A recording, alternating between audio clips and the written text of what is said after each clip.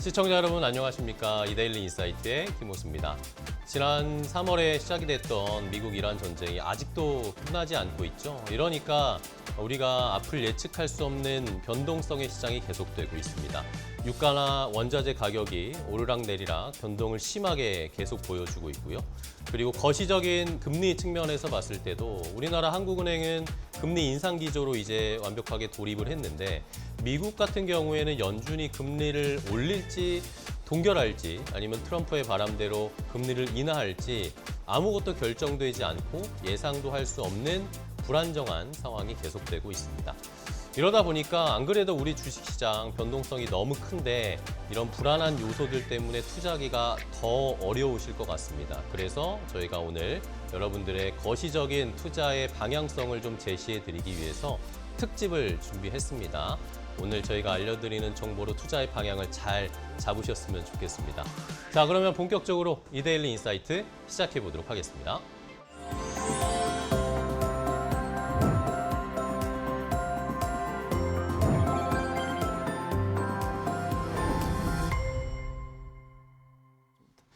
오늘 이코노미톡 시간에는 IM투자증권 박상현 연구위원 모셔서 오늘 매크로적인 부분, 특히 엔화 관련된 얘기도 오늘 좀 집중적으로 좀 말씀을 좀 들어보도록 하겠습니다. 위원님 어서 오십시오. 예, 안녕하세요. 뭐 그래도 일단 요즘 시장 분위기, 판세 뭐 이런 부분 혹시 박 위원님 어떻게 보시는지 한 말씀 짧게 듣고 좀 갔으면 좋겠는데요. 예, 뭐 최근 분위기를 좀 한마디로 좀 요약해 보면 그동안 좀 어수선했던 분위기 자체가 조금은 좀 진정되고 있다라고 그런 생각하고 있습니다. 뭐 여러 가지 이제 대외적인 요인들이 있었죠. 뭐 이란 리스크도 있었고, 뭐 AI와 관련된 수익성 논란도 계속되고 있었고, 또 엔화 약세 흐름도 오늘 얘기되겠지만 엔화 약세 흐름도 사실 좀 부담된 부분들이고. 무엇보다도 사실 이제 변동성이라는 부분 자체가 상당히 좀 컸었는데 그 변동성 자체가 상당히 좀 줄어들고 있고 뭐 브룸버그에서도 얘기했듯이 이제 그 국내 레버리지와 관련된 자금들 자체가 상당 부분 이제 청산이 되면서 좀 변동성이 이제 잦아들 거다라는 부분 자체는 좀 최근에 어떤 시장 상황과 조금 좀 대변하는 부분들인 것 같고요. 이제 하나 느낀 거는 최근에 이제 뭐 코스피하고 코스닥 시장 간에 뭐 이게 순환매인지는 잘 모르겠지만 사실은 이제 자금이 상당히 이제 쏠려 양시장으로 완전히 분산돼서 이제 쏠림이 돼서 이게 코스닥이 오르면 코스피가 빠지고 코스피가 오르면 코스닥이 빠지는. 오늘이 딱 그렇습니다. 예, 뭐 이러한 어떤 장세 흐름 자체가 여전히 그래도 조금은 좀 시장이 완전히 이제 반도체라든지 이러한 쪽에 좀 확신은 아직 좀 적은 부분들이 아닌가 좀 생각을 하고 있습니다. 그렇게도 볼 수 있는 거죠. 만약에 이게 또 지난 우리가 5, 6월, 뭐 4, 5, 6월 이렇게 봤던 것처럼 반도체 쪽으로만 너무 이렇게 쏠리였다면 또 코스닥이 이렇게 갈 수는 없는 건데 저도 한번 어제 계산을 해보니까 코스닥이 7월 31일 이후에 어제까지 14% 정도 지수가 올랐더라고요. 그러니까 2주도 채 안 되는 사이에 반등폭이 적지 않은 거죠. 물론 워낙 많이 떨어진 거 생각하면 그래도 여전히 하락폭은 많이 한 30% 이상 남아있다고 합니다만 말씀하신 대로 분위기가 조금 이제 달라지는 거는 사실인 것 같습니다. 오늘 뉴욕 시장은 거의 우리 시간 오늘 밤 발표가 되는 거죠, CPI. 네. 거의 뭐 이것 갖다 놓고 그냥 뭐 거의 그냥 약간 쉬는 분위기인 것 같더라고요. 그 정도로 CPI에 대한 이제 뭐 우려도 있고 뭐 기대도 있고 하는 정도인데 중동 상황이 조금 개선되는 분위기가 뭐 나쁘지는 않은 것 같고요. 오늘 유가는 조금 올랐지만 국채 금리는 또 조금 떨어져 4.7% 아래로 내려왔고 전체적으로 이런 상황인데 역시 이제 인플레에 대한 얘기를 안 할 수가 없을 것 같습니다. 뭐 CPI에 대한 전망도 뭐 함께 말씀해 주시면 좋을 것 같고 어떻게 좀 전체적으로 이 상황을 좀 봐야 되겠습니까? 예, 일단 오늘 발표된 CPI는 뭐 시장 예상치에 거의 준하는 수준이 나오지 않을까 좀 저는 보고 있고요. 다행이네요. 예. 뭐 아무래도 가장 중요한 게 이제 에너지 가격일 텐데 뭐 7월달에 에너지 그러니까 평균 유가 WTI 기준을 보게 되면 사실상 6월달보다 조금 낮았습니다. 우리가 이제 반등해서 사실은 올라갔기 때문에 유가가 많이 올라가는 것처럼 착신이 있긴 하지만 평균 유가를 따졌을 때 월 평균 유가를 따졌을 때 조금 낮은 수준. 6월보다도요. 예. 그렇게 보면 이제 유가 쪽에서 오는 물가 압력 자체가 생각보다는 크지 않을 수 있는 부분이 아무래도 좀 이제 7월 물가에는 당연히 조금 긍정적인 영향을 미치지 글쎄요. 않을까 좀 생각을 하고 있고 또 이제 7월 고용 지표에서 뭐 상당히 좀 부진했죠. 맞습니다. 거기서 이제 임금 상승률이라는 그 지표 자체가 생각보다 사실은 많이 좀 둔화가 됐던 부분들이 좀 확인이 됐습니다. 그래서 그것도 이제 서비스 물가에는 조금 기여를 하지 않을까 좀 생각을 해서 예. 뭐 7월 달에 이제 월드컵 특수라는 부분들이 있어서 조금은 이제 그 부분이 물가를 조금 끌어올린 요인이긴 하지만 전반적으로 봤을 때는 물가는 뭐 6월이나 7월이나 거의 비슷한 수준이 나오지 않을까 좀 생각을 좀 하고 있고요. 그러니까 YY 기준으로 말씀드린 그렇죠. 겁니다. 네. 예, 예. 그래서 그러한 상황들에서 지금 뭐 계속 그래도 시장은 이제 9월 금리 인상 여부에 대해서 초점을 맞추고 있는 상황들이고 지금 중동 문제가 뭐 해결이 될 것처럼 하다가 다시 또 소강 국면으로 가고 하는 이러한 흐름이 좀 반복이 되고 있는데 제가 트럼프 대통령이 사실은 이제 협상에 우리가 얘기하는 타코를 할 수밖에 없다라고 좀 최근에 또 하나 드는 것들이 미국의 전략 비축유 재고 수준이 지금 1983년 이후 가장 낮은 수준입니다. 엊그제 EIA인가 거기서 자료가 예. 나왔더라고요. 거기에 이제 상업 원유 재고도 지금 2020년 들어와서 가장 낮은 수준이고요. 그래서 이 재고 수준을 보게 되면 트럼프 대통령이 뭐 지금 뭐 무기 얘기도 계속 나오고 있는 상황들이고 원유 재고 수준을 보게 되면 이거를 이란 문제를 장기화했을 경우 올 수 있는 그 유가 상승 또 거기에 따른 인프레 압력을 생각해 보면 이게 전쟁을 계속하기가 사실은 쉽지 않다. 오히려 지금은 협상 쪽으로 이제 우리가 얘기하는 출구 전략을 할 수밖에 없는 상황들이 되지 않을까 좀 생각을 하고 있어서 뭐 이러한 문제 자체도 뭐 좀 긍정적으로 보면 좀 해소 쪽으로 좀 저희가 가닥을 좀 잡아갈 수 있지 않을까 좀 생각을 하고 있어서 그렇게 보면 오늘 물가만 사실은 그렇게 크게 서프라이즈가 안 난다라고 하니까 서프라이즈라는 건 이제 시장 예상치보다 또 상당히 높게 높게 나오는 나오지 않는다라고 하면 사실 이제 9월에 금리를 거의 동결하는 게 거의 기정사실화 될 수 있는 글쎄요. 부분들이 있고요. 9월에 금리가 동결되면 사실은 올해 금리 올리기가 사실 어려운 게 9월 이제 10월 달에 연준 회의가 있는데 11월 중간 선거 바로 직전이기 때문에 맞아요. 네, 그때는 넘어가야 될 테고. 그때는 넘어가야 됐고 이제 12월 상황은 저희가 12월 상황도 봐야 되는 것이어서 그렇게 보면 올해 연내는 9월만 사실 넘어가게 되면 연준은 금리 인상을 하기 어려울 상황을 9월만 넘어가면. 이제 그게 오늘 아마 CPI 부분에서 상당 부분 판가름 나지 않을까 좀 생각을 하고 있어서 전체적으로 좀 시장이 그 부분에서 뭐 기대도 하고 있지만 또 이게 또 판을 또 뒤집을 수 있는 또 모르죠, 이제, 그러니까. 모르는 어떤 그러한 상황들 때문에 상당히 좀 경계감을 좀 갖고 있는 부분은 분명하지만 조금은 좀 그래도 긍정적으로 좀 오늘 CPI를 좀 예상해 볼 수 있지 않을까 좀 보고 있습니다. 앞에 처음에 이제 변동성이 좀 많이 줄어들었다 네. 이 말씀을 하셨었는데 그거는 이제 비단 우리만 그런 게 아니라 미국도 마찬가지라고 하고요. 예. 미국도 우리보다 먼저 약간 순환매 비슷하게 이제 한쪽으로 쏠렸던 게 좀 분산되는 그런 흐름이 나타나고 있었던 거고. 그러니까 전에 되게 악재였던 것들이 뭐 새로운 호재가 나타났다라기보다는 과거에 악재였던 것들이 하나하나 좀 예. 해소까지는 조금 아니더라도 확실히 좀 악재로서 영향력이 둔화되는 게 최근에 장이 비교적 바닥을 좀 다져가고 좀 약간 우상향 쪽으로 하는 분위기다라는 생각이 좀 드는데 말씀 들어보면 그런 상황에서 이제 만약에 CPI가 말씀하신 대로 지금 위원님 예상대로 예상치 부합해서 크게 서프라이즈 쪽으로 아닌 거로만 나오면 그럼 이게 뉴욕 시장한테는 되게 좀 뭔가 이렇게 조금 더 올려주는 뭐 그런 모멘텀이 될 수 있을까요? 예, 뭐 아무래도 이제 제일 최근에 이슈가 된 게 국채 금리 그러니까요. 부분들이고요. 그래서 CPI 자체가 조금 안정세를 찾는다. 거기에 이제 말씀드린 대로 트럼프 대통령이 여하튼 이러한 간에 네네. 합의를 해준다라고 하면 유가 레벨이 지금 83불 뭐 이 정도인데 결국 70불 중반대까지는 최소한 떨어질 수 있는 부분들이 있고요. 이제 그렇게 보면 국채금리 쪽에서는 조금 안정 요인을 좀 찾을 수 있지 않을까 좀 보고 있습니다. 그리고 오늘 하나 좀 저는 좀 눈여겨본 게 그 시간에서 발표된 코어위브의 실적인데요. 사실 코어위브가 뭐 아무래도 이제 AI와 관련된 인프라를 이제 제공을 하는 기업인데 이게 매출 자체가 상당히 서프라이즈가 났습니다.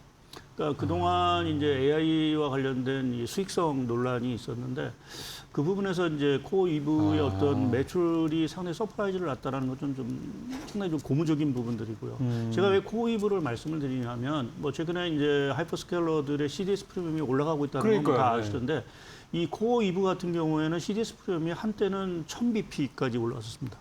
사실상 이제 부도의 수준에 가까운 어떤 시장의 프라이싱이 사실은 있었죠.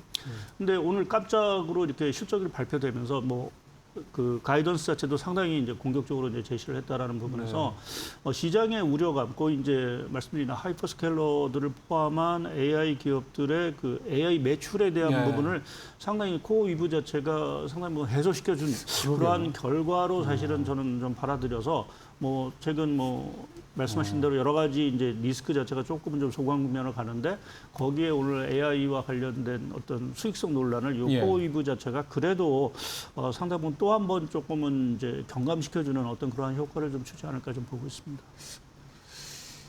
예, 전 사실 잘 못 챙겨봤는데요. 코어위브는 좀 끝나고 나서 저도 한번 좀 실적을 좀 체크를 좀 해봐야 될 것 같습니다.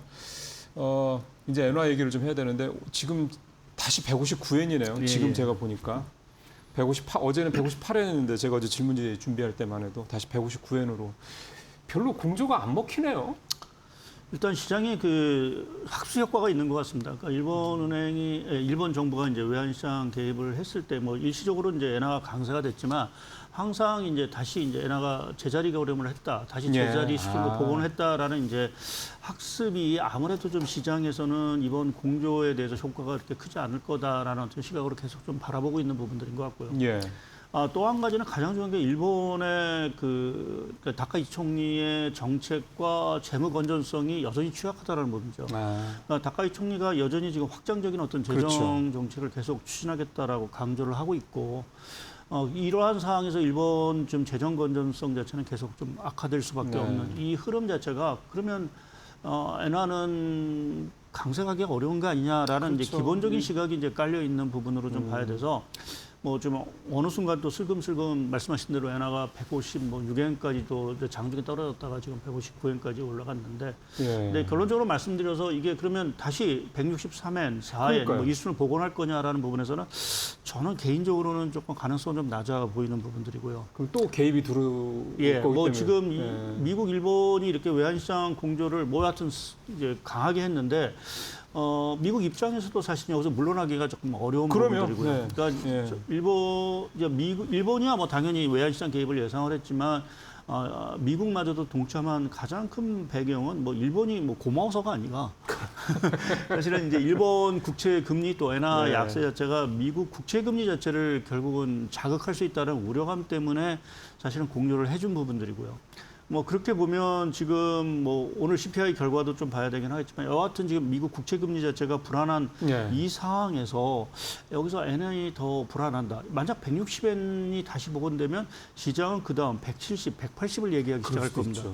이제 이렇게 되면 사실은 저희가 2022년 상당히 조금 벌써 한 4년이 지났는데 2022년 9월에 영국의 트러스트 쇼크가 한번 있었습니다. 그때 그 총리 물러났던. 그래서 그 국채 막 대거 발행한다고 했다가. 그 대규모 감세를 발표하면서 영국 국채 금리가 급등을 하고 그것 때문에 뭐 파운드 가치도 급락을 해서 이제 전 세계 국채 금리가 요동이 친 부분들이 있는데 이제 그러한 상황이 재현될 수 있다라는 부분. 그러니까 모양새는 비슷한 거네요. 경기 부양을 위해서 뭐 어쨌든 확장 재정을 하겠다고 그러는데 그 확장 재정의 도는 결국 국채 발행일 거고 뭐 이런 식의 논리. 그러니까 그러한 부분에서 보면은 미국이 그거를 어찌 보면 선제적으로 방어를 했다라고 봐야 될 것 같고요. 그래서 말씀드린 대로 조금 160엔대가 다시 진입이 되면 미일 간의 공조가 다시 나타날 수도 있지 않겠나. 이미 실타는 뭐 지금 저희가 뭐 뉴스에서 알고 있지만 연준의 피마, 그러니까 쪽에서 국채를 이제 맡기고 이제 달러를 이제 빌려오는 이거를 이제 작동을 했다라는 부분에서 실타는 분명히 마련돼 있는 상황들이기 때문에 그렇게 보면 좀 엔화의 어떤 강세 흐름을 여기서 뭐 이전수로 복원한다 이렇게 예상드리기는 조금 어렵지 않을까. 또 BOJ 같은 경우도 9월에 거의 이제 금리 인상을 기정사실화하고 있는 부분들이어서 그렇더라고요. 그래서 이러한 것들을 생각하면 엔화가 뭐 추가적으로 약세가 되기보다는 조금은 좀 이제 강세, 그러니까 엔달러 환율이 조금 더 하락할 수 있는 어떤 상황들이 좀 전개되지 않을까 좀 보고 있습니다. 구조적인 요인들도 있는 걸 생각하면 또 많이 떨어지지도 않을 것 같고 그러니까 대략 155엔에서 160엔 사이 이런 박스 뭐 사실 그 정도 수준이 오히려 지금 현 시장에서 금융시장 입장에서 가장 좀 바람직하다. 왜냐하면 또 N이 너무 강세가 돼도 맞습니다. 엔캐리 청산 얘기가 맞아요. 나올 그 얘기가 거고 또 나올 것 같아서. N이 너무 약세가 돼도 지금은 역 엔캐리 청산 얘기가 사실은 그렇죠. 또 나올 수 있는 부분들이 네. 있어서 지금 상황에서는 엔화 가치가 오히려 위든 아래든 뭐 움직이기보다는 155엔 정도 중심으로 해서 등락을 해주는 게 금융시장 안정에는 상당히 좀 도움이 되지 않을까 좀 보고 있습니다. 그러면 이제 거꾸로 말씀드리면 그 정도 수준에서 엔화가 유지가 된다 그러면 지금 시장 일각에서 뭐 하여간 매번 나오긴 하는데 엔화가 뭐 좀 갑자기 엔화 가치가 훅 떨어지면 나오긴 하지만 엔캐리 트레이드 청산이니 뭐니 뭐 이런 얘기에 대한 부분은 시장에 일단 크게 뭐 현실화되거나 뭐 이럴 부분은 좀 적게 봐도 되는 겁니까? 예, 저는 좀 전시화될 가능성을 적게 보고요. 그러니까 2024년 8월에 공교롭게 그 당시도 예, 이제 그때. N이 상당히 강세가 되고 미국 고용 지표가 부진하면서 이제 엔캐리 청산이 사실은 좀 있었던 시기인데 지금은 사실은 N이 아주 초강세가 돼서 엔캐리 청산을 우려하는 것보다 사실은 N이 약세가 돼서 발생할 수 있는 엔캐리 청산. 네, 그렇죠. 아까 일본 자금들 자체가 이제 N이 너무 약세다 보니까 이제 해외 투자한 거 다 마무리하고 이제 일본으로 이제 네. 복귀하는 이 흐름 자체가 상당히 좀 저는 오히려 더 중요하다라고 좀 보고 있어서 지금 저희가 이제 국채금리 자체를 계속해서 주시를 하고 있는데 그 국채금리 그 자체보다는 지금은 엔화 수준 자체를 더 주목을 해야 되지 않겠느냐. 아까 말씀드린 대로 150엔대에서 뭐 움직인다라고 하면 사실은 뭐 큰 리스크가 예. 없기도 하겠지만 다시 이게 이전 수준 말씀드린 대로 한 160 초반대로 다시 상승을 한다라고 하면 시장의 불안감은 상당히 좀 네. 증폭이 될 수 있고 그게 이제 말씀드린 대로 또 다른 의미에서 엔캐리 청산에 대한 어떤 리스크 자체를 이제 부각시킬 수 있다라고 좀 보고 있습니다. 예. 지금 참 이건 봐야 될 게 너무 많습니다. 이제 엔화까지도 봐야 되니까 참 투자하기가 참 쉽지 않은. 그래서 사실은 뭐 이렇게 위원님 모시고 또 말씀 듣는 거기도 합니다만 이제 마을 시간이 한 3, 40초밖에 안 남았어요. 짧게 원달러 환율은 그러면 좀 1,410원대인데 뭐 원달러 환율 그러면 대략 요 정도 수준에서 왔다 갔다 이렇게 전망하면 됩니까? 전 추가적으로 조금 더 하락할 수 있다고 보고요. 1,300원대 진입도 가능하지 않을까 좀 보고 있습니다. 일단 국내 수급 요건 자체가 상반기에서 많이 변했다. 그러니까 조금 그동안 달러가 좀 부족했었는데 사실은 좀 달러가 조금 이제 남아돌지는 않지만 좀 풍부해진 상황 자체가 기본적으로 좀 원화의 어떤 강세 요인으로 좀 작용할 것 같습니다. 예, 참 1,570원, 80원 얘기했던 게 그렇게 멀지 않은 얘기인데 참 지금은 1,300원대 후반 얘기까지 위원님 또 말씀을 좀 하셨습니다. 네, 여기서 박상현 IM투자증권 연구위원과는 인사를 하도록 하겠습니다. 위원님 말씀드리겠습니다. 예, 감사합니다.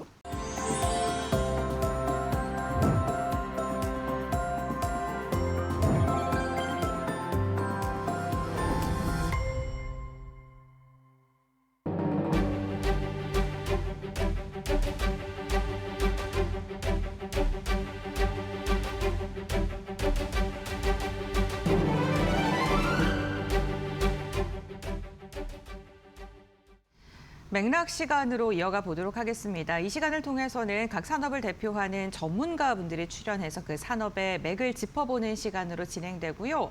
오늘은 최근에 좀 유가의 변동성도 중동 이슈와 함께 들썩거리고 원자재 가격도 움직임이 강한데 관련된 이야기를 좀 나눠보도록 하겠습니다. LS증권의 홍성기 연구원과 함께합니다. 안녕하십니까? 네, 안녕하십니까? 네, 반갑습니다.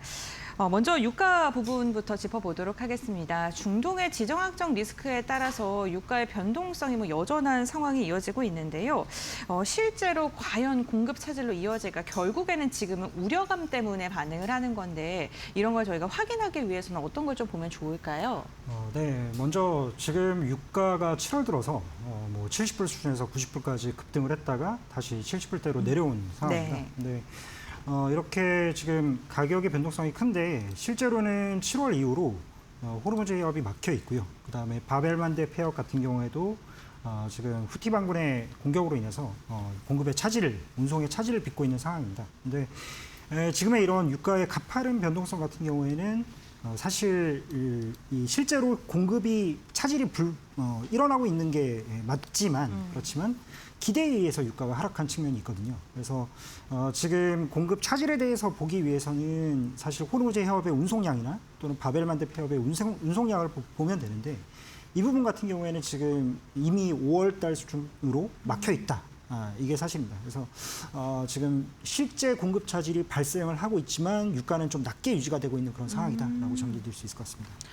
그러면은 실제 공급 차질에 대한 수치는 계속적으로 나오고 있는데 휴전에 대한 기대감 속에서 유가가 좀 낮은 가격을 형성하고 있다라고 정리를 해볼 수 있을 것 같은데요. 그러면 상승보다 하락에 더 베팅을 많이 하고 있는 상황이라는 거잖아요. 그렇게 하락의 그 기대감에 유가가 좀 낮은 가격을 유지하고 있는 이유는 뭐 때문일까요? 네. 결론적으로 말씀을 드리면 지금 트럼프의 타코에 대해서 시장이 이미 이거를 좀 상수로서 전망을 하고 있는 것 같아요. 그러니까 과거에 일반적으로 보면은 지정학적 리스크 국면에서는 유가가 상승할 때의 변동성이 훨씬 더 크게 나타나는 게 일반적입니다. 네. 그러니까 즉 그렇죠. 어떤 식으로 충돌이 좀 과격해졌다라고 하면은 유가의 급등세가 나타나는 게 일반적인데 이번 지금 이란 사태 같은 경우에는 굉장히 특이한 점은 이 하락할 때의 변동성이 상승할 때의 변동성보다 오히려 더 크게 나타난다라는 점입니다. 그러니까 이거를 보면은 결국 시장은 이 트럼프가 계속 반복적으로 트럼프 정부가 타코를 지금 시연을 하고 있잖아요. 그러니까 유가가 하락할 때의 변동성이 굉장히 커지고 실제로 그에 따라서 이 CFTC의 선물 시장 투기적 순매수라는 포지션이 있는데 이 보통 원유 시장의 투기적 순매수 포지션이 이 사상 최대의 지정학적 리스크에도 불구하고 상당히 낮게 유지가 되고 있다라는 점입니다. 즉 투기적 매수세가 이 급락을 좀 회피하는 그런 경향으로 인해서 투기적 매수세가 쌓이지 못하고 있다. 상대적으로 유가가 좀 낮게 유지가 될 수밖에 없는 그런 이유다라고 볼 수 있습니다. 네, 결국에는 시장에서 트럼프가 강경하게 말하는 걸 믿지 않고 이제 유가가 다시 하락할 것이다에 베팅을 건다라고 보시면 될 것 같은데 그럼 저희가 하반기를 조금 길게 봤을 때 유가의 변동성을 야기할 만한 뭐 요인들이 있다면 어떠한 부분을 주목하면 좋을까요? 기본적으로 지금 시장이 이 트럼프의 타코 때마다 유가가 급락하는 이유에 대해서 먼저 생각해 볼 필요가 있어요. 네. 유가가 이란 전쟁 이전에는 굉장히 큰 폭으로 과잉 공급 상황이었습니다. 공급 과잉이 시장을 지배했기 때문에 기본적으로 유가가 낮게 유지될 것이다라는 기대가 있었고요. 그리고 실제로 지금 현재 오펙 플러스가 생산을 그렇게 늘리고 있지 못한 상황에서도 계속해서 증산 쿼터를 지금 올려놓은 상황이거든요. 그렇기 때문에 하반기에 만약에 이란 사태가 해소가 된다라고 하면 다시 공급 과잉이 많아지면서 공급이 많아지면서 유가가 급락할 수 있다라는 점을 시장에서 선반영하고 있다라고 보고 있습니다. 다만 이런 부분에 대해서 좀 제가 지난주에 썼던 보고서상에서 주의할 점이라고 얘기를 하는 부분은 뭐냐면 시장의 기대가 사실 과도하게 좀 이 유가 하락을 반영을 하고 있다라는 점입니다. 그래서 실제 수급상에서 나타나는 재고나 이런 재고에 따른 유가와 그다음에 시장의 기대 간의 이 간극이 괴리가 굉장히 크게 벌어져 있는 상황입니다. 네. 그렇기 때문에 다시 만약에 지정학적 리스크가 여기서 해소되지 않고 다시 가중이 된다라고 하면 언제든지 유가가 또 100불 수준까지 급등할 가능성이 있다라고 생각을 하고 있는데, 근데 일단 가격에서 이 반영하고 있는 게 분명히 합리적인 기대라고 볼 수는 있습니다. 그러니까 트럼프가 계속 중간 선거 이전까지는 어떻게든 이 전쟁을 끝내고 유가를 낮게 유지하고자 하는 그런 유인이 있기 때문에 이런 부분에 대해서는 좀 주의를 할 필요는 있고, 하지만 이 방향성에 대해서 그럼 지금 유가가 실제 수급에 비해서 낮다라고 하는데 그러면 유가가 다시 오를 수밖에 없는 거냐라고 네. 보면은 또 이 기대가 분명히 합리적인 측면도 있기 때문에 그 부분에 대해서는 좀 말씀드리기 어렵다. 이렇게. 결국에는 뭐 물동량은 좀 줄어든 상황이고, 그렇죠. 네, 그거보다 지금 시장에선 기대를 더 반영하면서 유가가 조금 낮은 가격 하단에서 움직이고 있는 건데 중간 선거가 끝나고 나면 그 뒤에는 좀 유가가 상승한다 이렇게 봐도 좋을까요?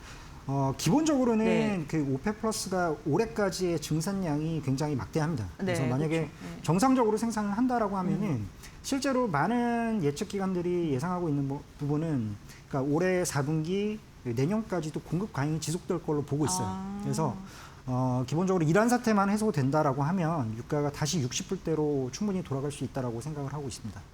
알겠습니다. 어쨌든 공급 과잉 측면에서 봤을 때는 $60 선까지 내려갈 가능성까지 이야기해 주셨는데 밴드가 굉장히 크네요. 만약에 그렇죠. 변동성이 좀 나타나면 100불까지도 좀 이야기를 해주셨으니까 당분간 이 변동성에 대해서는 좀 주의를 하시면서 지켜보셔야 될 것 같습니다. 원자재 시장으로 한번 넘어가 보도록 할 텐데요. 최근에 구리 가격이 좀 고공행진을 하고 있다. 이러한 뉴스 뉴스들 많이 접하셨을 것 같습니다. 이 구리 가격의 상승을 원자재 시장의 슈퍼사이클이 도래했다 이렇게 봐도 좋을지 아니면 좀 선별적으로 오르는 거다 이렇게 바라봐야 될까요? 기본적으로 저는 사실 아직까지는 슈퍼사이클이라는 말을 적극적으로 쓰고 있지는 않습니다. 네. 근데 뭐냐면 과거 2000년대 슈퍼사이클과 비교를 했을 때 지금의 원자재 수요의 증가율 같은 경우에는 좀 낮게 유지가 되고 있는 그런 상황이거든요. 그래서 아직까지는 슈퍼사이클이 아니다. 근데 한 2, 3년 전부터 분명히 원자재의 상승 사이클이 시작되고 있는 상황이긴 합니다. 근데 그런 측면에서 봤을 때는 이 상승 사이클의 이유를 들자면 첫 번째는 이제 구조적인 수요 증가 측면이 있습니다. 에너지 전환이라든지 데이터 센터 관련된 뭐 전력망 투자라든지 이런 부분에서 분명히 원자재 수요가 구조적으로 증가하는 측면이 있고, 두 번째는 지정학적인 자원 경쟁 측면입니다. 이게 이제 주요 선진국들이 과거에는 중국과 분업을 해서 이 원자재를 가공해서 수입을 하는 그런 측면이었다면 지금은 중국과의 분업을 좀 끝내려고 하는 그런 상황, 지정학적 상황을 들 수 있고요. 이 두 가지 요인이 최근에 원자재의 상승 사이클을 나타내고 있다라고 생각을 하는데, 만약에 이게 슈퍼사이클로 이어질 가능성이 있다라고 한다면 저는 이 조건 자체가 기본적으로 미국의 과도한 재정 적자나 그리고 이 연준의 어쩔 수 없이 금리를 낮게 유지할 수밖에 없는 그런 환경이 구조적인 인플레이션 사이클로 진입하면서 원자재 슈퍼 사이클로 나타날 수 있다라고 보고 있거든요. 다만 당연하게도 미국 연준에서는 케빈 워시가 이제 강조하는 부분, 그러니까 물가를 계속 낮게 유지할 것이다라고 네. 이제 계속 강조를 하는 부분이잖아요. 그렇죠. 이거에 대한 어떤 시장의 의심을 케빈 워시도 굉장히 의식하고 있는 거라고 보고 있습니다. 그래서 만약에 이게 이런 그 구조적인 인플레이션을 막기 위한 그런 노력들이 실패하게 된다면 2000년대와 같은 원자재 슈퍼사이클이 재현될 수 있다. 저는 이렇게 보고 있습니다. 알겠습니다. 연준의 코멘트를 조금 좀 잘 체크하셔야 될 것 같은데, 그 구리의 전망에 대해서 글로벌 IB들의 시선도 조금 엇갈리고 있다는 것도 좀 특이했습니다. 시티나 JP 모건은 강세를 좀 예상했고, 골드만삭스에서는 약세를 예상을 하고 있는데, 이렇게 글로벌 IB에서 엇갈린 의견을 제시하고 있는 이유도 좀 궁금하실 것 같고요. 그리고 연구원님이 어떻게 생각하시는지도 궁금합니다. 기본적으로 이 많은 회사들 같은 경우에 네. 지금 현재 수급이 굉장히 타이트하다. 이 점에는 동의를 하고 있습니다. 네. 그러니까 지금 당장은 공급이 부족하고 그에 따라서 구리 가격이 오르고 있다. 이 부분에는 동의를 하는데, 향후에 이게 어떻게 전개될 것인가에 대해서 약간 이제 시각이 다른 부분입니다. 그러니까 지금 타이트한 이유가 네. 일부 이제 골드만삭스 같은 경우에는 미국의 관세가, 구리에 대한 관세가 예정이 되어 있습니다. 이 네. 상황에서 작년부터 미국에서 구리 수입을 계속해서 늘려서 미국 외 지역에서는 구리가 굉장히 타이트해진, 수급이 타이트해지는 그런 현상이 나타났거든요. 그리고 최근에도 이런 현상이 지속되고 있고요. 근데 다만 골드만삭스 같은 경우에는 미국의 관세가 확정이 된다라고 하면 더 이상 미국에서 시장에서의 매입을 중단할 것이고, 그에 따라서 구리 수급이 좀 정상적으로 회복될 것이다 라는 관점을 유지하는 바입니다. 근데 저는 기본적으로 이거에 대해서 어떻게 생각을 하냐면, 미국이 지금 구리에 대해서 관세를 매기고 있고 이런 일련의 행동들은 결국 어떻게 보면은 이 자원의 경쟁에 네. 본격적으로 들어갔다라고 생각을 하고 있거든요. 특히 올해 초 같은 경우에는 미국에서 주요 핵심 강물들에 대해서 이 냉전 이후 처음으로 비축 계획을 세우면서 이런 자원 확보 경쟁을 벌이고 있습니다. 그리고 이 구리에 대한 관세도 그의 일환이라고 보고 있고요. 그에 따라서 뭐 일시적으로는 관세가 확정이 될 경우에 구리 가격이 일시적으로 조정을 나타낼 수는 있겠지만 중장기적으로는 상승세를 지속할 가능성이 높다, 이렇게 생각하고 있습니다. 그러면은 예전에 구리 가격이 상승한다는 건 경기가 확장된 국면이고 경기가 화랑이 되기 때문에 구리의 사용량이 늘어나서 가격이 상승했잖아요. 그거랑은 조금 결이 다르다고 봐야 될까요? 맞습니다. 그러니까 네. 일단은 물론 말씀하신 대로 수요 측면에서 분명히 이 구리 가격을 지지하는 요인들이 있습니다. 네. 구조적으로 앞서 말씀드린 AI 데이터 센터라든지 또는 에너지 전환 관련된 수요들, 이런 수요들이 구리의 수요를 끌어올리고 있는 건 사실인데, 과거와 비교했을 때 그 구리 수요가 그러면은 정말 가파르게 증가를 하느냐라고 보면 그건 아니거든요. 그래서 저는 다른 요인들에 집중을 하고 있습니다. 그러니까 지정학적 리스크 관련된 이런 자원 경쟁, 그리고 또 하나는 물론 공급 측면에서의 문제도 있습니다. 네. 지난 한 5년간 광산 쪽의 캐펙스 투자가 활발하게 이루어지지 않았기 때문에 지금 광산 쪽의 공급이 굉장히 타이트한 것도 사실입니다. 근데 그거보다 저는 좀 더 이제 중요시하게 생각을 하는 부분은 말씀드린 이 지정학적 요인이다라고 얘기하고 있습니다. 알겠습니다. 결국에는 자원 경쟁 AI 시장에서 미국과 중국의 패권 경쟁 이런 게 또 원자재 구리 가격에 또 영향을 주고 있다라고 말씀을 해주셨습니다. 그러면은 뭐 여러 가지의 측면을 저희가 좀 고려했을 때 앞으로 3개월, 6개월 올해 저희가 이런 광산이라던가 아니면 원자재 쪽에 투자를 하실 좀 고민을 하고 계시는 분들께서 어떠한 원자재를 좀 집중적으로 보면 좋을까요? 저는 기본적으로 계속해서 금에 대한 매수 관점을 유지를 하고 있습니다. 네. 이게 장기적인 관점에서 제가 말씀을 드리고 있고요.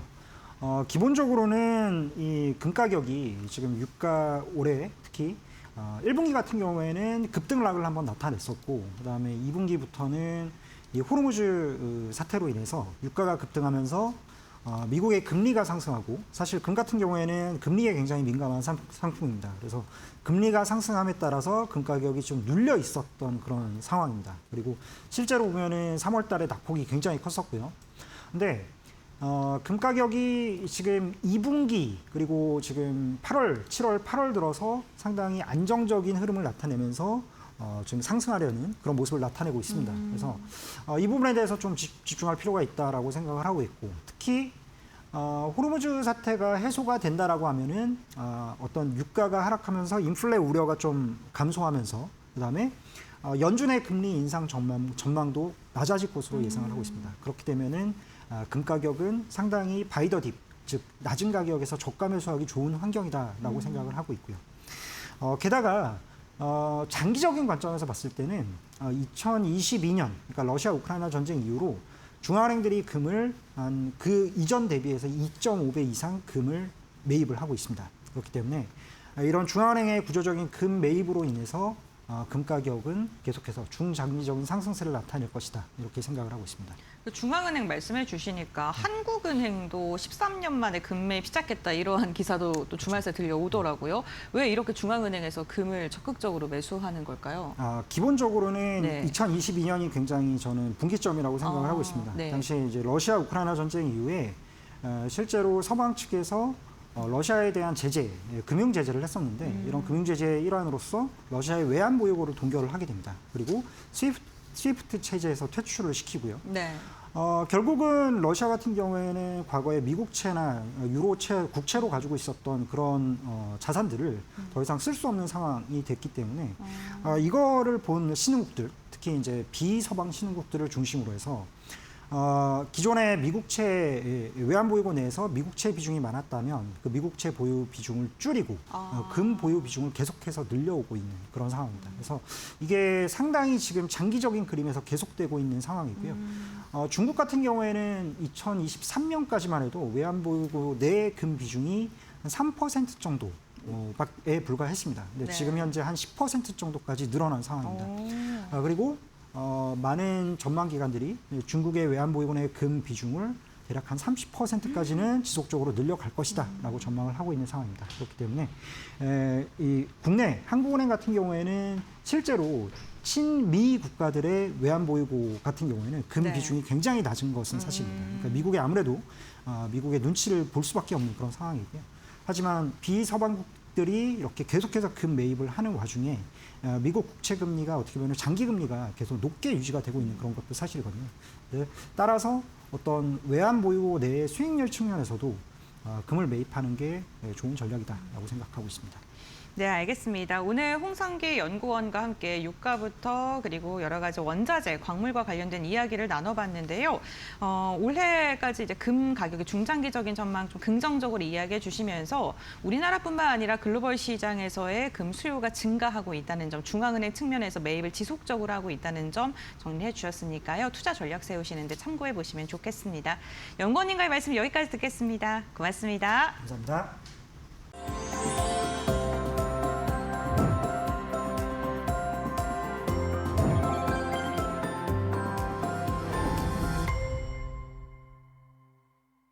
시장 조금 더 깊게 한번 들어가 보도록 할까요? 오늘 2분 모셨습니다. 현대차증권 김재승 연구위원님 나오셨네요. 안녕하세요. 안녕하십니까. 예, 만나 뵙고 싶었습니다. 예, 오늘도 시장에 대한 좋은 전략 부탁드립니다. 시장 한번 지금 이제 되게 애매한 구간에 와 있다라고 봐도 될 것 같거든요. 오늘은 뭐 코스피 반등이 강하게 나오긴 합니다만 7월에 너무 많이 빠졌어요. 이제 되돌리는 흐름 나오고 있습니다. 지금 제일 논란이 많이 되는 게 시장이 바닥을 다졌냐 아니면 바닥을 다진 게 아니라 일시적인 반등이다라고 또 논란이 있는 것 같은데 어떻게 보고 계세요? 저 같은 경우는 분명하게 예. 바닥은 다진 것 같다라고 오. 말씀은 드리고 있습니다. 하지만 예. 수급적인 측면에서 봤을 때 강하게 올라갈 만한 동력이 조금은 모자란 것 같다라고 말씀을 드리고 있고 결국에 개인 투자들은 지금 7천에서 8천 사이에 많이 물려 있습니다. 저 예. 같은 경우도 좀 조금 물려 있는 게 있고요. 그러다 보니까 그 레벨에서 팔고 싶어서 나가고 싶으신 분들이 많다라고 말씀을 드리고 있고 그렇기 때문에 개인 투자들이 5월과 6월처럼 강하게 들어오기는 쉽지 않은 환경 그렇기 때문에 강한 반등은 좀 쉽지 않은 환경이 있고요. 거기에 더해서 외국인들이 결국에는 이번 시장을 다시 이끌어 갈 거라고 저는 보고 있는데 외국인들은 그렇게 빠르게 들어오는 그런 투자자는 아닙니다. 그렇기 때문에 외국인들은 글로벌 매크로 환경 그리고 글로벌 위험 선호 심리를 보면서 점차적으로 들어올 것 같다라고 보고 있고 오늘같이 외국인이 들어오는 장에서는 다시 코스피가 더 올라가는 모습들 이렇게 발생할 수 있다고 보고 있기 때문에 5월, 6월 대비했을 때 천천히 가겠다라고 말씀을 드릴 수밖에 없게 말씀드리고요. 그렇기 때문에 조금은 속도를 느리게 보시는 것이 맞다라고 말씀을 드리고 있습니다. 일단은 지금 바닥은 어느 정도 좀 완전히 다진 거로 보고 계신 것 같고 오늘 뭐 외국인들의 수급이 많이 들어옵니다만 말씀 주신 것처럼 지금 이제 지수 7천, 8천 또 9천일 때 많은 분들께서 또 매수를 하셨기 때문에 거기 지수가 조금 올라온다면 차익 실현 욕구도 많으실 것 같습니다. 저 또한 또 그런 상황이고요. 아무래도 단기간에 빠른 반등보다는 조금 시간을 두고 외국인들이 자금 들어오면서 천천한 반등이 있을 것으로 보신다라는 말씀이신 것 같습니다. 그래도 어쨌든 바닥이 일부 다져졌다라고 또 시각을 주셨기 때문에 긍정적인 포인트라는 볼 수 있을 것 같고요. 그런데 이제 많은 분들께서 걱정을 하셨던 게 이건 것 같습니다. 6월과 7월 우리 시장 좀 너무 많이 흔들렸던 것도 있는 것 같고 또 글로벌 대비해서도 지수가 너무 많이 빠졌는데 지표들도 괜찮고 왜 이렇게 우리 시장만 많이 빠졌을까 어떻게 보세요? 가장 큰 것은 사실 반도체 업종 때문인 거죠. 예. 반도체가 지금 잘 버는 거에 대해서는 너무 아무도 이견이 없습니다. 올해 잘 벌고 내년 잘 벌고 있는 거 알고 있습니다. 하지만 우리가 항상 그래왔듯 반도체는 사이클 산업이기 때문에 2028년 이후에 이익 꺾이는 거 아닌가 이렇게 우려가 있는 것 같습니다.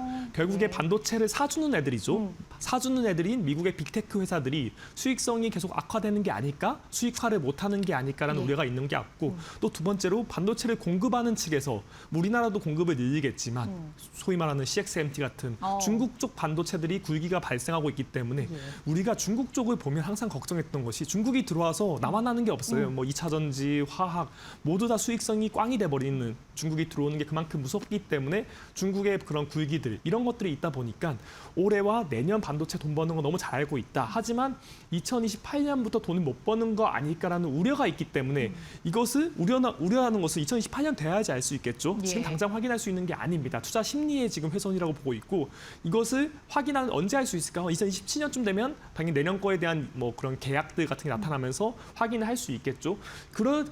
그때 만약에 나쁘지 않는다면 그때 들어가는 게 맞지 않을까라는 투자자들의 심리가 발생하다 보니까 투자 심리의 훼손이다라고 보고 있습니다. 그렇기 때문에 제가 말씀드리는 것은 펀더멘탈은 전혀 문제가 없다고 저는 말씀을 드리지만 그럼에도 불구하고 이 투자 심리가 글로벌 전체가 우리나라만 그런 게 아닙니다. 메모리 반도체가 글로벌 전체적으로 안 좋아요. 그렇기 때문에 글로벌 메모리 반도체에 대한 투자 심리가 많이 훼손된 상태다. 그렇기 때문에 아까 말씀드렸던 것처럼 5월, 6월처럼 강한 반등보다는 점차적으로 그런 공급 과잉이 아닐까라는 우려가 조금 해소는 되겠죠. 해소될 수밖에 없는 게 저 같은 경우도 2028년, 9년 이후에도 AI 데이터 센터 투자 거기에 나아가서 뭐 그런 피지컬 AI 이런 것들에 다 메모리가 들어가야 되거든요. 예. 그런 수요가 더 늘어날 것이기 때문에 공급이 늘어나더라도 뭐 중국 쪽 공급도 늘어나고 한국도 팹이 다 바꿀 이제 시작하니까 그러면서 생산량이 늘겠지만 그런 것들을 다 소화하면서 지금의 높은 이익률과 이익을 훼손되지 않는다고 확정 지어가면서 점차 주가가 올라가지 않을까. 그래서 저는 좀 긴 승부가 되지 않을까라고 말씀을 드리고 있습니다. 예, 뭐 워낙 상반기에 또 반도체 특히 AI 뭐 메모리 쪽으로 위주의 급등이 나왔었는데 앞으로에 대한 뭐 수익성 의구심 이런 것 때문에 투심이 좀 많이 약화되기도 했고요. 또 중국 기업들의 그 치킨 게임도 많이들도 걱정을 하셨던 것 같은데 어쨌든 뭐 펀더멘탈적으로는 탄탄하기 때문에 조금 장기적으로 보는 시각도 중요할 것 같다라는 말씀 한번 정리해 보도록 합니다. 이제 오늘 이제 우리 시간으로 9시 반 정도인 것 같아요. 중요한 지표 하나 나옵니다. 미국에서 7월 CPI가 발표될 예정인데 일단은 예상치는 YOY 3.4% 상승 정도인 것 같습니다. 어떻게 나오실지 예측하는 것도 궁금하고 또 시장에 어떤 영향이 있을까요? 저도 컨센 정도로 나올 것 같다라고 보고 있고 예. 그것이 전년 대비를 했을 때는 지난달보다는 조금 이제 물가 상승 압력이 낮아지는 모습으로 좀 될 것 같다. 결국에는 우리 지금 최근에 봐왔던 유가들이 전반적으로 안정세를 보이고 있었기 때문에 이렇게 낮아지는 트렌드는 유지할 것 같다라고 보고 있습니다. 그것이 근데 결국에는 우리가 뭐 물가 자체를 보는 게 중요한 게 아니잖아요. 물가를 통해서 연준의 기준금리가 어떻게 될 것인지가 더 중요하다고 보고 있는데 저 같은 경우는 지난주 금요일에 우리가 확인했잖아요. 미국 노동시장이 좋지가 않습니다. 거기에 더해서 물가 상승 트렌드가 점차 하방 압력으로 나타날 것이기 때문에 저 같은 경우는 이번 CPI를 통해서 서프라이즈 같이 갑자기 튀어오르지 않는다면 저 같은 경우는 연준의 올해 9월 달 기준금리 동결 또 연말까지도 기준금리 동결에 대한 좀 확신을 가져가는 좀 그런 CPI가 나오지 않을까라고 보고는 있습니다. 예, 일단은 8월에는 FOMC가 없고 9월에 이제 있을 예정인데 9월 그리고 이번 연도 하반기까지는 금리 인상은 가능성이 그렇게 크지는 않다라고 우선은 보시는 것 같습니다. 저 같은 경우는 그렇게 보고 있죠. 하지만 채권 시장이라고 하죠. 패드 와치라고 하는 쪽에서는 지금 아직까지도 올해 2차례 인상 전망을 하고 있습니다.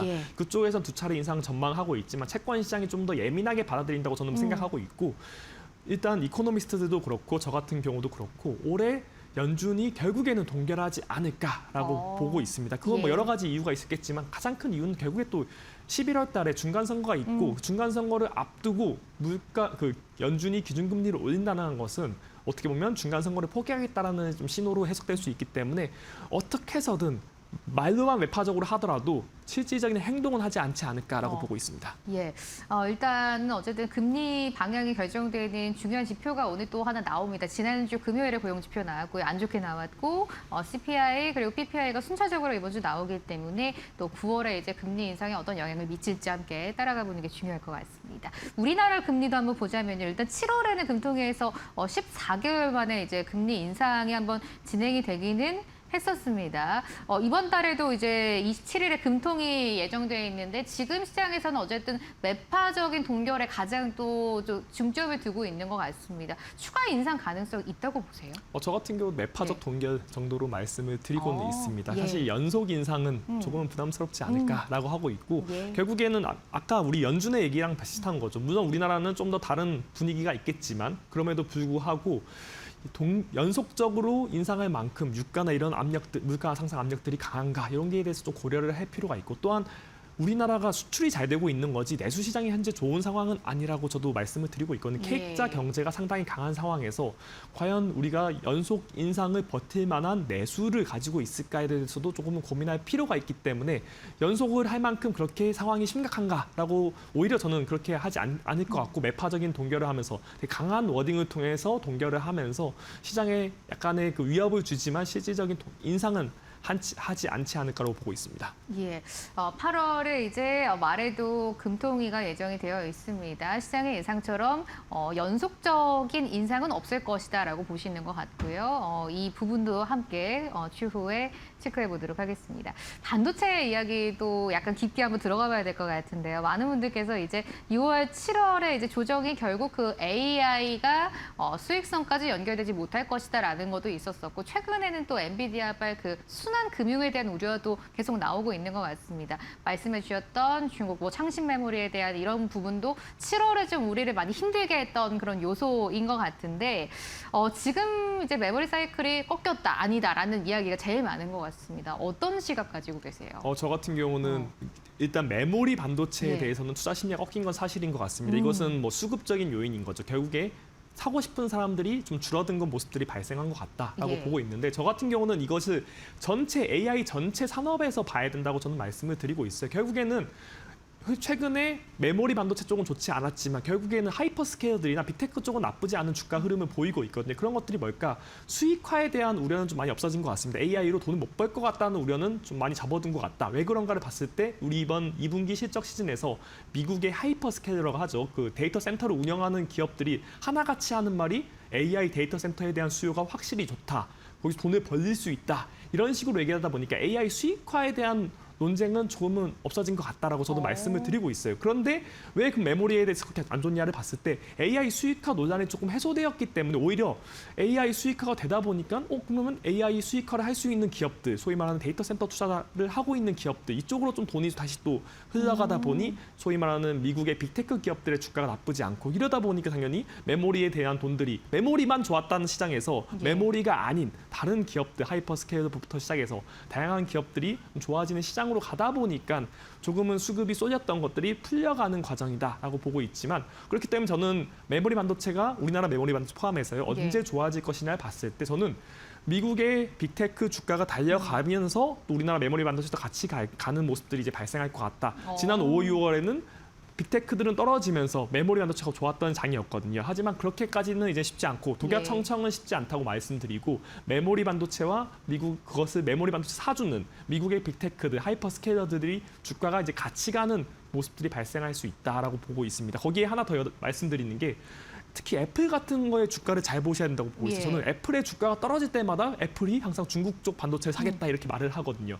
결국에 애플이 수익성이 좋아지고 애플이 돈을 잘 벌 때는 중국 거를 그렇게 사고 싶지 않을 수 있겠지만 애플이 힘들어지고 애플의 주가가 안 좋을 때 꼭 중국 얘기가 나오기 시작해요. 그렇기 때문에 아까 말씀드렸던 것처럼 미국의 반도체를 많이 사는 미국 기업들의 주가가 좋아져야지 한국에 있는 메모리 반도체의 주가도 같이 가는 환경이 발생할 수밖에 없다. 왜냐하면 이제 걔네가 안 좋으면 걔네는 다른 방법을 찾기 마련이고 그것이 중국 제품일 수도 있고 아니면 메모리 반도체를 적게 쓰는 쪽으로 빠져나간다던가 이런 것들이 발생하니까 저는 이제 빅테크 주가들과 우리 한국 메모리 반도체가 같이 가는 장이 되지 않을까라고 보고 있습니다. 예.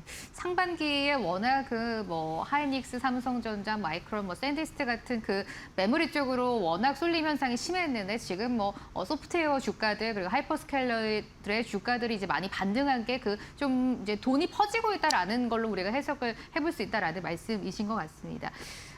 항상 이제 반도체 뭐 메모리 피크아웃 나올 때마다 얘기 나오는 게 바로 이제 모건 스탠리인데 이번에는 또 저가 매수 기회를 오히려 삼아야 된다라고 또 긍정적인 뷰를 전달을 합니다. 여기에 대해서는 어떻게 동의를 하시나요? 저도 동의하고 있습니다. 주가도 그렇고 지수도 그렇고 외사들도 전반적으로 하는 게 지금 뭐 9천 이상으로 보시는 만 포인트 보시는 외사들도 많고 저 같은 경우도 하반기까지 연말까지로 봤을 때 코스피 9,750포인트를 전망을 바꾸진 않았어요. 물론 거기에서 조금 더 레벨을 내려올 수 있겠다, 더 못 맞출 수는 있겠다라고 말씀을 드리지만 타겟은 타겟이니까요. 하지만 거기에 들어갈 만한 어떤 펀더멘탈적 요소들은 바뀐 게 크지 않다. 한마디로 연말까지 이익이나 이런 것들에 대한 우려는 없지만 아까 말씀드렸던 이제 개인 투자들의 데미지가 받다 보니까 수급이 안 좋고 수급이 안 좋은 상태에서 이제 해외 주식으로 또 많이 돈이 나가고 있어요. 미국 증시로 지금 개인들은 많이 이동을 하고 있기 때문에 개인들이 이동하는 상황에서 또 국내 증시가 조금은 눌리는 모습들이 그래서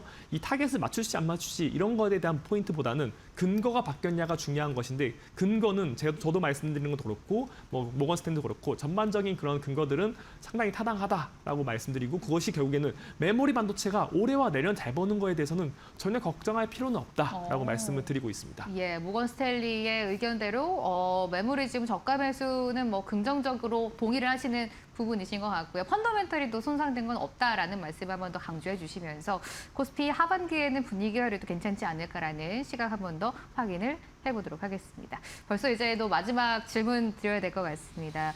마지막 질문이니까요. 또 이제 시청자분들 그리고 투자자분들의 입장에서 한번 여쭤보겠습니다. 지금 뭐 미국 이란 전쟁 아직 끝난 건 아닌 것 같고 유가 또 올라온다 얘기 조금씩 나오는 것 같고 금리도 방향이 아직은 또 모호하긴 합니다. 지금 상황에서 이제 거시적으로 투자자들 포트폴리오 어떻게 좀 꾸려가야 되겠습니까? 반도체를 들고 계신 분들은 뭐 추가적으로 매수를 한다던가 레버리지로 갈아탄다던가 이렇게 위험하게 이제 투자하실 상황은 아닌 것 같아요. 왜냐하면 투자 심리가 한번 훼손되었기 때문에 5월, 6월 같은 강한 반등장까지는 기대하기 어렵다. 그렇기 때문에 조금은 시간을 오래 보시면서 천천히 올라가는 장을 투자를 하시되 또 우리가 이번 7월 때 겪었던 것처럼 변동성이 너무 힘들다라는 거 많이 느낀 것 같아요. 그러니까요. 특히 미국 증시나 다른 나라 증시는 이렇게 반도체가 비중이 높지 않기 때문에 변동성이 크지 않았어요. 하지만 한국 증시가 변동성이 유독 컸던 것은 두 업체, 탑2, 반도체 탑2가 50% 넘게 시가총액을 차지하고 있기 때문에 변동성이 컸다라고 말씀을 드리고 있고 그렇기 때문에 변동성을 좀 줄이는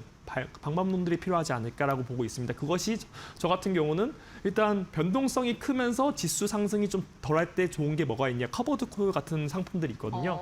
커버드 콜은 그러니까 뭐 코덱스 커버드 콜 같은 경우면 코스피 200에 투자를 하되 업사이드를 조금 포기하면서 변동성에서 이제 월 배당을 나오는 이런 커버드 콜 전략도 가능하다고 보고 있고 또한 일부 포트폴리오 자기 전체가 아니라 일부에서는 뭐 금융주를 담으시는 것도 상당히 도움이 될 수 있다. 변동성을 줄이는데 또한 반도체가 안 좋아지면서 다시 또 나타나는 것들이 미국 증시대 그런 또 수혜가 나타날 수 있거든요. 미국 증시 쪽이 결국에는 AI로 돈을 버는 것은 미국 기업들이 될 수밖에 없습니다. 빅테크 기업들이 AI 모델 데이터 센터를 통해서 결국은 돈을 벌 거기 때문에 그쪽에 돈을 조금씩 투자를 해놓으시는 것도 나쁘지 않을 것 같다. 그래서 반도체가 저는 반등을 꾸준하게 할 수 있다고 보고는 있어요. 하지만 추가적으로 매수를 한다던가 뭐 그렇게 더 위험을 늘려가시는 것보다는 다른 것들을 조금씩 담아가시면서 조금은 변동성을 관리하시는 것 면서 올라가는 것을 누리는 게 필요하지 않을까라고 보고 있습니다. 예, 아주 지금 투자자분들께 도움이 많이 되는 전략 주신 것 같습니다. 일단 반도체 쏠림 투자는 조금 우리가 지양을 하고 커버드 콜이나 미국 주식, 금융주 쪽으로 조금 포트폴리오를 분산해 보는 것도 괜찮다라는 전략까지 한번 주셨습니다. 8월 그리고 하반기에 한번 참고해 보시면 좋을 것 같습니다. 오늘 시장에 대한 깊은 이야기 들어봤는데요. 현대차증권 김재승 연구위원님 말씀 여기까지 듣겠습니다. 고맙습니다. 감사합니다.